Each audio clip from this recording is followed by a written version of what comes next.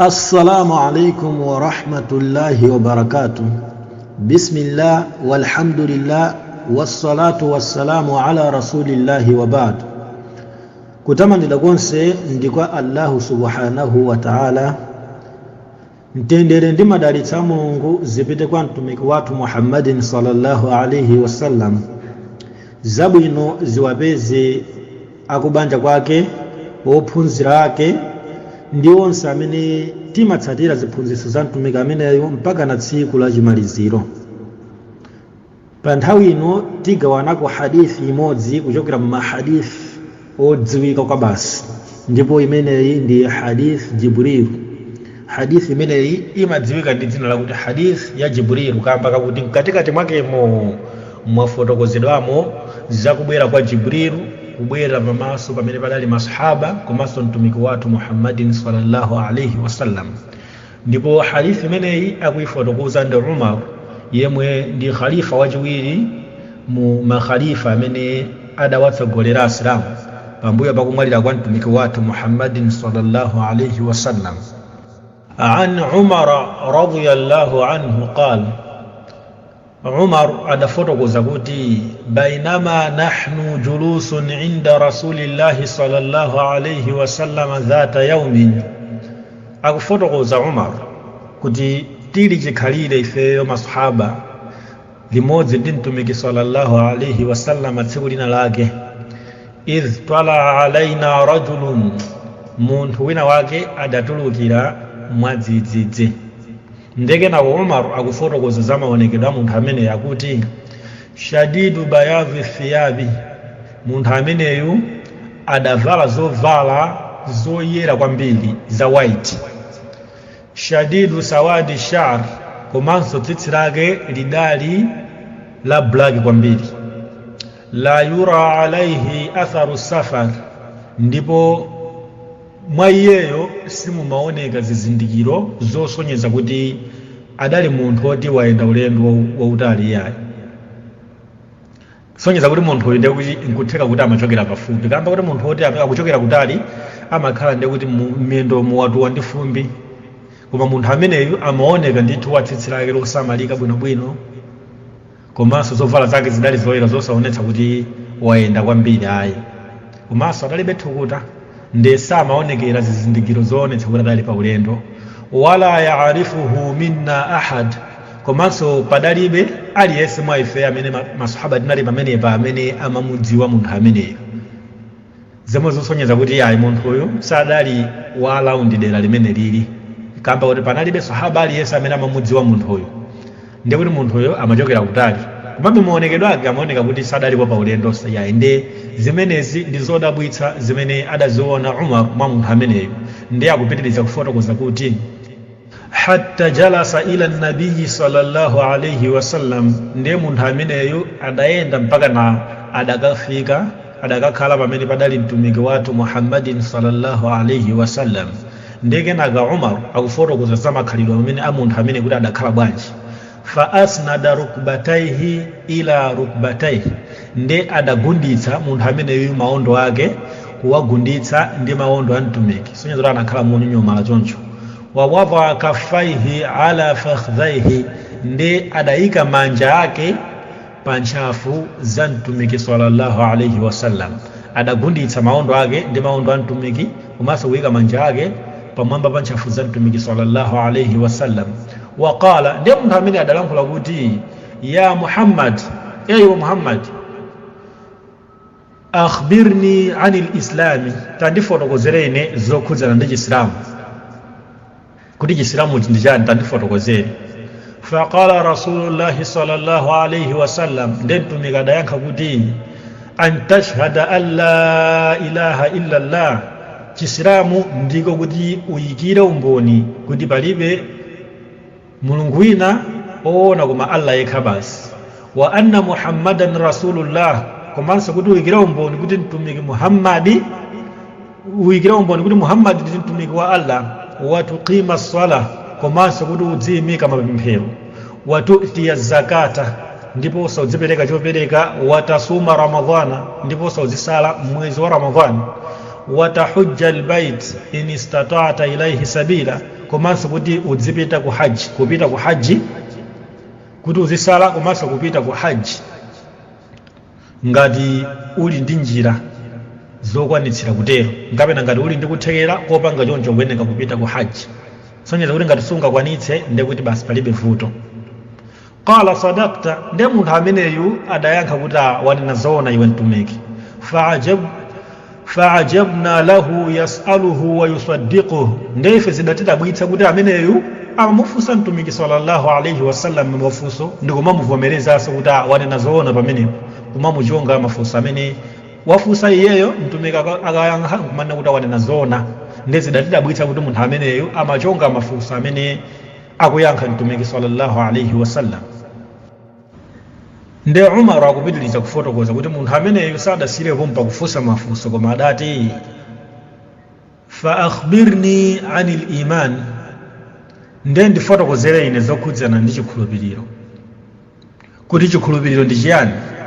Qala, ndiye mtumiki adati an tu'mina billah, kuti ukhulupirire mwa Allah, wa malaikatihi, komanso ukhulupirire mwa angelo wake, wa kutubihi, komanso mabuku ake amene adawavumbulutsa mulunguyo, wa rusulihi, komanso atumiki ake, wal yawmil akhir, komanso kukhulupirira za tsiku la chimaliziro kuti lilipo, wa tu'mina bil qadar khairihi wa sharrihi, komanso kuti ukhulupirire mu chikonzero chake cha mulunguyo kuti zabwino ndi zoyipa zimachokera kwa iye. Qala sadaqta, nde munthu ameneyu adavomeranso kuti azoona adi wanena zoona mtumiki. Qala fakhbirni anil ihsan, nde adanena kuti ndiuze tsopano zokhudzana ndi ubwino. Qala, nde mtumiki adayankha kuti antabuda allaha ka annaka tarahu, kuti ubwino ndiko kuti umpembedze Allah ngati kuti ukumuona.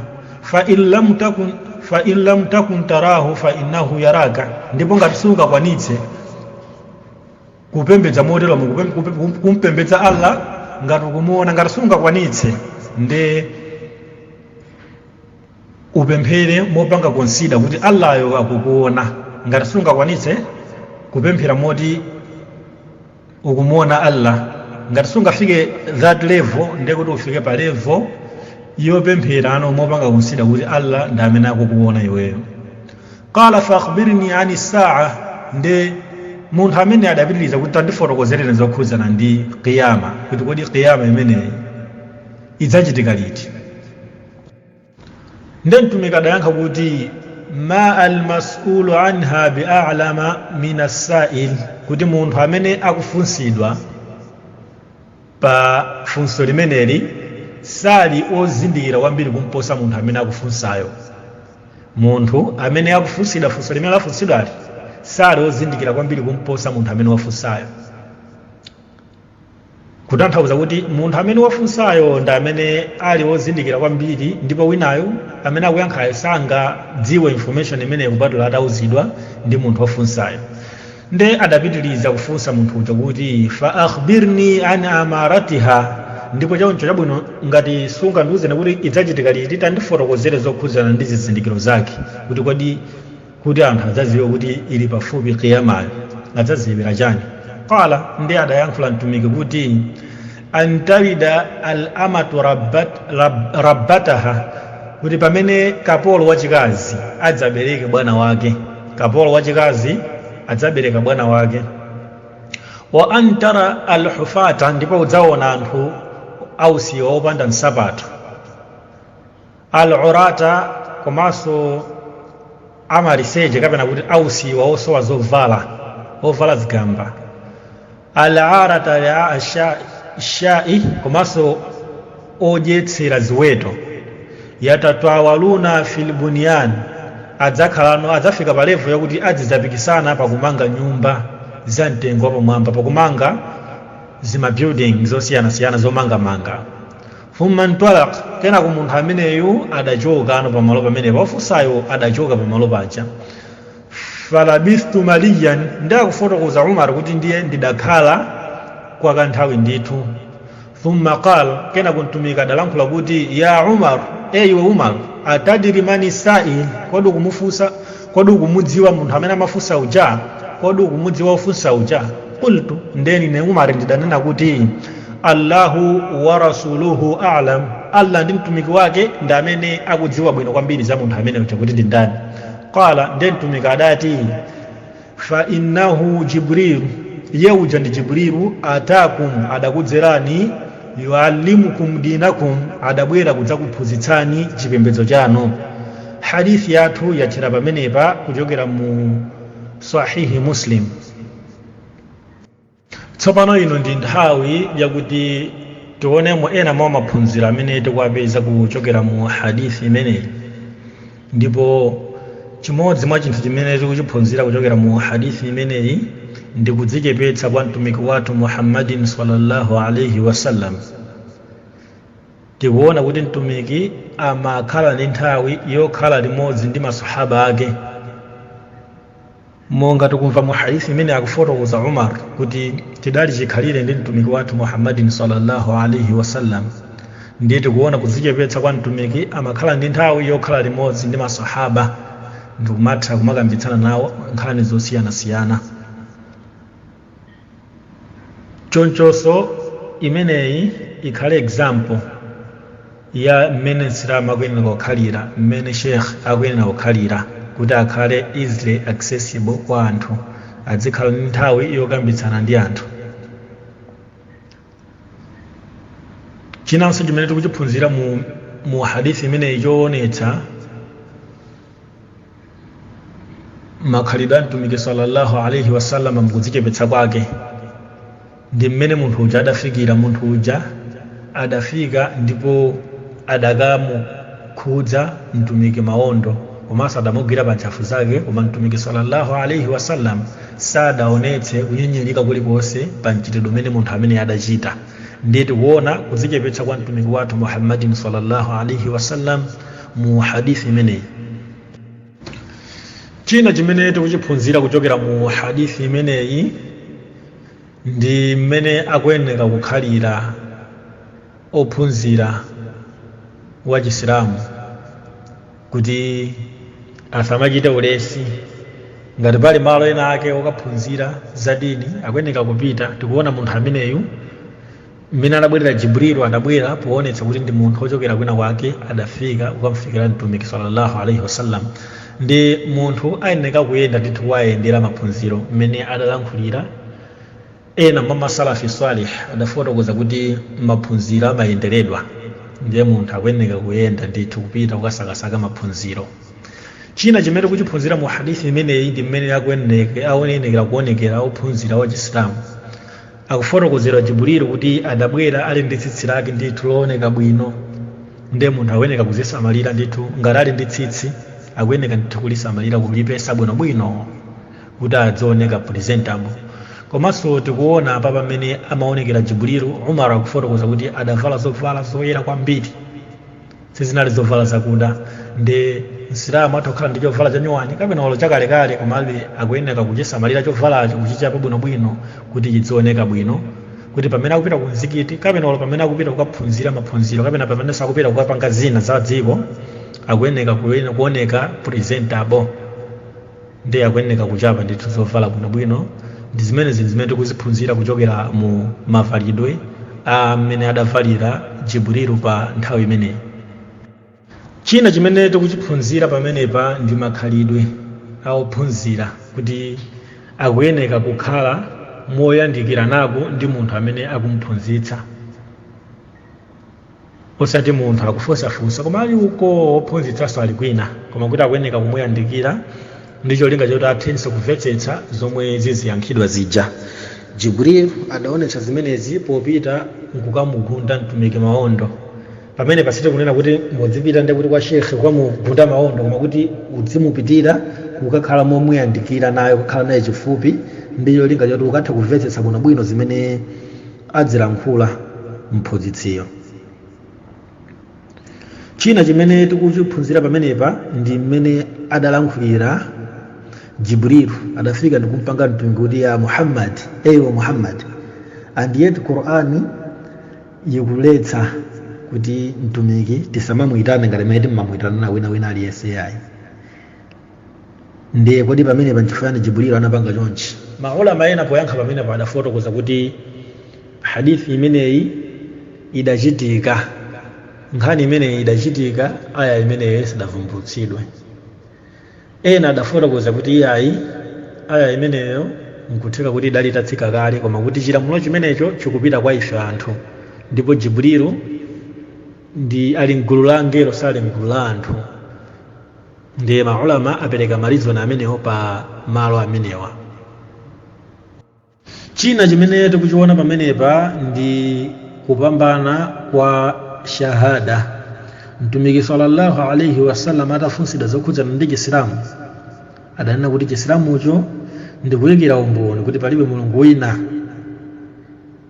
oona koma Allah yekha basi, komanso kuti mtumiki Muhammad ndi mtumiki wake wa Allah. Ndiye tikuona kuti pamene pasadayambire sala, sadayambire haji, sadayambire zina zonsezo, adayambira kutchula shahada. Ndiye tikuona kupambana kwa shahada, kuti munthu kuti akhale Msilamu wani akuyamba ndi shahada, zinazo zizibwera pambuyo.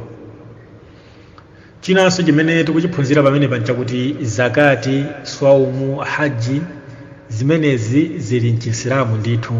Kapena kuti mtumiki atafunsidwa za Chisilamu adatchulanso zinthu zimenezo. Ndiye munthu amene angakane zimenezi kuti asiza mudini zimenezo, ndiye kuti ameneyo ali kunja kwa Chisilamu. Ngati aonetsedwa umboni ndikukanira, ndiye kuti ameneyo ali kunja kwa Chisilamu. Chinanso chimene tikuchiphunzira pamene pancha kuti haji ndi yokakamizika. Haji ndi yokakamizika kwa munthu amene ali ndi kuthekera kotero, kamba kuti atafika pa haji kuntumika adanena kuti inistatata ilaihi sabila, ngati ungakwanitse kutero. Sonyiza kuti haji ili ndi ka condition yakuti munthu akhale ndi kuthekera kotero. Kuthekera koteroko kutha kukhala munjira ziwiri. Wani kuti munthu muno wakeyo ali ndi chuma, kapena ayi munthu ali ndi oti amuthandiza, ali ndi omuthandiza oti atha kumpanga support, atha kumuchita sponsor. China chimene tikuchiphunzira kuchokera mu hadithi imeneyi ndi makhalidwe ophunzira wa Chisilamu. Makhalidwe amene tukaphunzira pamene Umar akunena kuti fa'ajabna lahu yas'aluhu wa yusaddiquhu, kuti ife zidatidabwitsa kuti iye amamufunsa mtumiki sallallahu alayhi wasallam mafunso ndi kumamuchonganso, kumamuvomereza kuti wanena zoona pamenepo. Ndiye kamba kuti Umar akunena kuti zidatidabwitsa zimenezi zikusonyeza kuti sizidali muchikhalidwe cha masahaba munthu kumayankhizana ndi mphunzitsi wake. Mphunzitsi akanena kumene kuti pamene pomwanena zoona, ayi pamene pomwanama, pamene pomwapanga zakuti. Nde imene iso ndi adabu, mkhalidwe umene akuyenera kukhala nawo munthu amene akufuna kuphunzira zinthu kuchokera kwa Sheikh.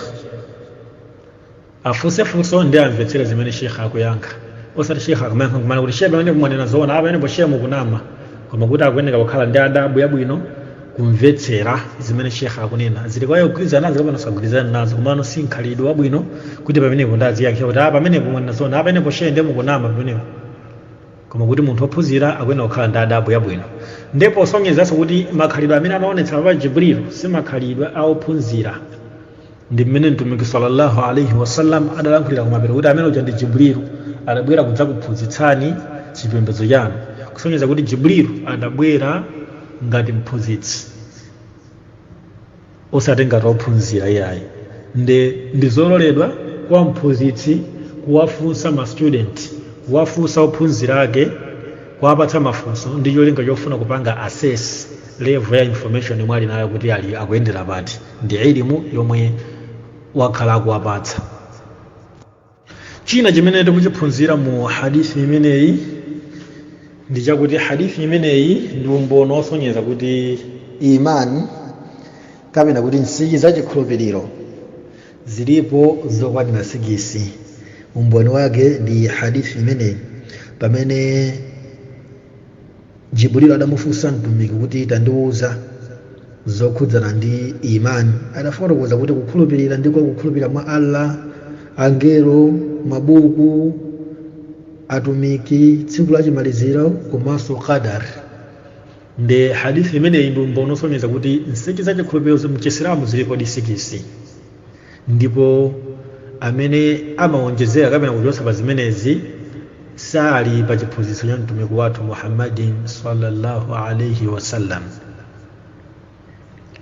Chinanso chimene kuchiphunzira pamenepa ndi chakuti ndi chikhulupiriro chakukhulupirira muqadar, kuti Allah adazilenga zinthu mchikonzero chake, kuti Allah amadziwa ndithu zonse zimene zingachitika kutsogolo. China chimene tikuchiphunzira kuchokera mu hadithi imeneyi ndi pamene adafunsa Jibril kuti akhbirni fa akhbirni anil ihsan, ndiwuzeni zokhudzana ndi ubwino, kuti kodi munthu kuti afikepo kuti wayipanga perfect ibada yake afike level yanji. Ndiye mtumiki adanena kuti munthu kufika kuti ali pa perfect, popanga wayipanga perfect ibada yake ali pa ubwino ndithu, ndi pamene wafika pompembedza Allah mopanga acknowledge kuti Allah akumuona, osati akumuona ndi maso, komano kuti apemphere ngati mmene angapempherere kuti Allah ali apa akundiona. Ngati mmene munthu amagwirira ntchito abwana ake asupervise akumuyang'anira, mmene amagwira mosamalitsamo apempherenso moteromo, mowerengera kuti zimene ndikupangazi Allah akuona. Ndipo ngati munthu sangakwanitse kupanga zimenezi, ndi pamene anabweretsa condition yachiwiri kuti ndiye chabwino angopanga zoti kuti ngati sindingakwanitse kufika condition yoti Allah ndikumuona, ndiye ndifika pa condition yoti Allah yo akundiona tsopano, akundiyang'anira. Imeneyo ndi state yopanga perfect ibada ya munthu, kuti apa pande wafikapo pa ibada. Gawo lina ndi limene adapempha Jibril kuti ndifotokozere zokhudzana ndi qiyama. Ndiye mtumiki adafotokoza kuti yemwe akufunsayo, kutanthauza kuti Jibril amene akufunsayo ndi amene ali ndi information yochuluka kwambiri kuposa amene akuyankhayo mtumiki wathu Muhammadin sallallahu alaihi wasallam. Kamba kakuti mtumiki kuti adziwe zinthu amazidziwa kuchokera kwa Allahu tabaraka wa taala, ndipo Allayo amatumiza Jibril. Sonyeza kuti Jibril amemba kaye wamva information ndiye abwera nayo kwa mtumiki kumadzamuuza. Sonyeza kuti mtumiki sangadziwe information imene popanda Jibril kudziwa, pamene amana kuti ayi amene akufunsayo, amene akufunsidwayo sale ozindikira kwambiri kumposa munthu amene akufunsa. Nde imeneyo ndi context ya mawu amenewa. Simuja mmene amanena anthu ena kuti iyaya ofunsa amakhala kudziwa zambiri. That is not in all cases. Zimenezi sizimachitika nthawi zonse iyayi. Nde kumvetsetsa kwa pamenepa ndi kumeneko kuti mtumiki adayankhula zimenezi kamba kuti nthawi imeneyi amayankhulana ndi Jibril. China chimene tikuchiphunzira kuchokera mu hadithi imeneyi ndi chakuti qiyama isadafike padzakhala ma signs kapena kuti zizindikiro zosonyeza kuti qiyama yatsala pang'ono kuti ifike, ndiye padzakhala ma signs a qiyama. Ndipo maulama adawagawa ma signs a qiyama amenewa magawo awiri, kuti pali zizindikiro za qiyama zikuluzikulu komanso pali zizindikiro za qiyama zing'ono. Ndipo muzizindikiro zimene zatchulidwa mu hadithi ndi zizindikiro zing'ono. Kodi maulama amasiyanitsa bwanji pakati pa zizindikiro zikuluzikulu ndi zing'ono? Chomwe chimagawa zimene ndi chiyani? Yankho ndilakuti zizindikiro zikuluzikulu zidzachitika mu ndondozana, kutha china kubwera china, pamene zizindikiro za zing'ono zimenezi ndi zotalikirana, china kuchitika pano, china ndi kudzachitika ulendo wina, choncho motalikirana. Ndiye kusiyana kwake ndi kumeneko. Ndiye muzizindikiro zimene adatchula papa mtumiki sallallahu alaihi wasallam, adatchula kuti kapolo wachikazi adzabereka mbuye wake. Kodi mawu amenewa akutanthauzanji? Maulama ena adatanthauzira kuti ndizo kutanthauza kuti kapolo adzabereka mmene zafotokozera kuti adzabereka mwana ameneyo adzasanduka ndikukhala bwana yemwenso adzawalembe ntchito makolo akewo amayi akewo kuwalembanso ntchito. Ena adatanthauzira kuti ayi pamene pakutanthauza kuti ameneyo adzakhala mwana kumano kuti akadzachita bwino adzafika pa level yosawalemekeza makolo ake nde adzawakhazika ngati mmene munthu amakhalira ndi wantchito wake mmene amamukhazikira kapolo amene ali mwana kumapanga choncho treat makolo ake. Allah atitalikitse kuzimenezi. Nde adapitiriza mtumiki sallallahu alaihi wasallam pakufotokoza zizindikiro zimenezi za kiyama kuti udzaona anthu amene ali ausiwa wansabatu oyenda beya komanso amene adali osowa zovala komanso amene adali anthu odyetsera ziweto akupikisana pakumanga zomangamanga. Pamenepa maulama ena adafotokoza kuti amenewa ndi anthu amene adali ausiwa osauka, anthu amene adali osauka adzafikano polemera nkufika pomapikisana pamangidwa a nyumba. Ndefunso limene limabwera pamene pandila kuti kodi ndekuti pamene pazikutanthauza kuti kumanga nyumba zazitali, kumanga nyumba ya posteya ndi haramu? Yankho ndilakuti ayi. Maulama amafotokoza kuti izi ndi zizindikiro za kufika kwa kiyama. Sizikutanthauza kuti zizindikiro zonse ndekuti zikutanthauza kuti chinthucho ndi haramu ayi. Komano ndi chinthucho chikusonyeza nthawi. Apapa pa zizindikiro za kiyama sizinabwere kudzaonetsa hukumu ya chinthu iyayi, koma zinabwera kudzaonetsa nthawi imeneyo ndi fiqhi ya maalamatu saa. Kuti maalamatu saa zizindikiro za kufika kwa kiyama zimene zinabwera pozasonyeza nthawi osati kuonetsamo ma ahkamu kapena kuti malamulo okhudzana ndi zinthuzo. Nde kumanga building yaitali Chisilamu sichikuletsa iyayi, koma kuti zimenezozo mtumiki adanena kuti tikazaona zimenezo ndekuti zimenezo zikusonyeza kuyandikira kwa kufika kwa kiyama. Nde tukufika chakumapeto kwa hadith kumene mtumiki sallallahu alaihi wasallam adamufunsa Umar kuti kodi kumodzi wanabwera ucha. Nde Umar adayankha kuti Allah ndi mtumiki wake ndi amene akudziwa. Mawu amenewa tikuphunzirapo za makhalidwe a masahaba, kuti masahaba amayankha pomwe ali ndi knowledge, pamene ali ndi kuzindikira amayankha pamenepo, komanso pamene sakudziwa amanena kuti Allah ndi mtumiki wake ndi amene akudziwa. Ndimene muso ndimene akuyenera kukhalira kaya ophunzira kaya sheikh, pamene ofunsira chinthu chimene sakudziwa akuyenera kuchisiyira m'manja mwa Allah kuti Allah ndi amene akudziwa. Ndi masahaba akafunsira chinthu choti sakuchidziwa amanena kuti Allah ndi mtumiki wake ndi amene akudziwa. Funso ndilakuti kodi pamene papano ndiye mtumiki sallallahu alaihi wasallam adamwalira, kodi ndizololedwa kumanena kuti Allah ndi mtumiki wake ndi amene akudziwa? Maulama amati iyayi. Mawu anena kuti Allah ndi mtumiki wake ndi amene akudziwa, mawu amene amalankhulira mtumiki ali moyo. Mupeza kuti mtumiki adamwalira ndekuti umayimira pa Allah kuti Allah ndi amene akudziwa. Zimene zikamba kuti sanga mtumiki ali kumanda ndiye sitinganena kuti ayi Allah ndi mtumiki wake ndi amene akudziwa, kamba kuti mtumiki sali nafe iyayi. Nde pamene pa nthawi ino kuyankha kuti mayimira poti Allah ndi amene akudziwa. Kuti pamene ofunsira chinthu choti sokuchidziwa ungana kuti Allah ndi amene akudziwa basi. Nde pamene patikuphunzira point imeneyo. China chimene tikuchiona pamene pa ndikulankhula kwa mtumiki sallallahu alaihi wasallam pamene adanena kuti amene uja ndi Jibril, tikuphunzirapo kuti malingana ndi aqida ya Chisilamu ngero amatha kusandulika nkufika nkaonekedwe kwa munthu kenigeni. Ndipo umboni wa zimenezi, umodzi mwa umboni umenewo ndi hadithi imeneyi tikumva kuti Jibrilu adabwera kwa mtumiki sallallahu alaihi wasallam ali nkaonekedwe ka munthu wina wake. Nde malinga ndi chikhulupiriro cha Chisilamu mngelo amatha kusandulika nkukhala mu kaonekedwe ka munthu. Kwa lero titayimira pamenepa. Wassalamu alaikum wa rahmatullahi wa barakatuh.